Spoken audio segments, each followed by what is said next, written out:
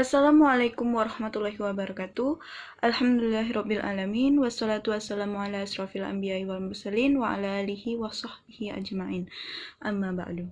The Honorable our lecturer of TEFL methodology, Mrs. Leni Rohlia, Magister of Education, and our beloved friends in PBI1 and all of audiences that watch this video. First of all, I would like to say thanks to Allah Subhanahu wa Ta'ala who give us a mercy and blessing because we can gather in online learning today in a good condition. Before we start our discussion today, let me introduce our member of groups. I'm Bunga Izzati as a member and a moderator, and then Tasya Saputri, and then Novita Sari, and the last is Ameleta Aprilia. Okay, we are from group 1. We are going to discuss about language skills in TEFL methodology and aspect of language in TEFL of methodology. Now first, I want to discuss about language skills in TEFL methodology. But before we know deeply about language skills in TEFL methodology, we must know first what is language skills. Language is a system of symbols that permit people to communicate and interact. Symbols in here can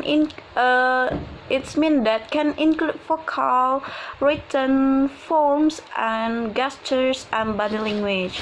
And then skills, we must know that in learning of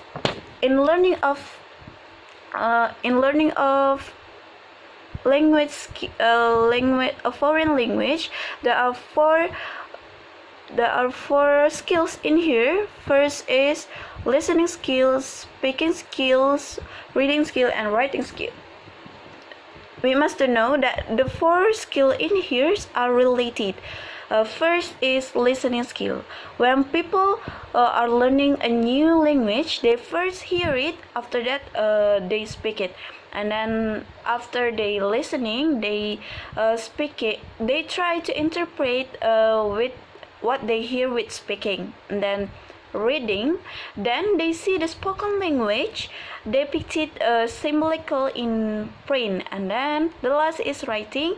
They reproduce the symbols on paper in these skills, in writing skills. And next is we will discuss about listening skills. Although as somebody of us know that speaking is the most common form of communication, due to several reasons, listening is the first skill to master in order to be proficient in a language. First, no one can say a word before listening to it. The teacher must take into account that the level of language input listening must be higher than the level of language production speaking. Good listener often speak more exactly and more creatively than poor listener, because they have more words at their common. And then in conversation, one can respond accurately only after listening precisely. It means that in our daily interaction, prove that poor listening can lead to unnecessary argument and problems. And the third is listening constitutes half of the communication process. And the fourth is children get the majority information through listening. It means that children get any information from the listening. So we know that listening skill is very important for us, especially in learning language skills. And next is the method in listening class. First, in the method in listening class is pre-teaching.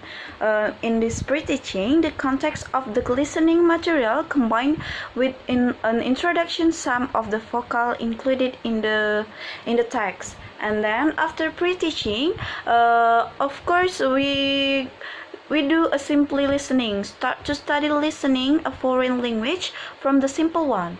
After that, we must do practice listening. Of course, after we must do practice again and again in learning in listening skills. But I think it's not only in listening, but in other learning we must do practice and practice again. And the last is evaluation. The student answering some sort of comprehension question, and the teacher can know the ability of the student after learning. And next is about speaking skills.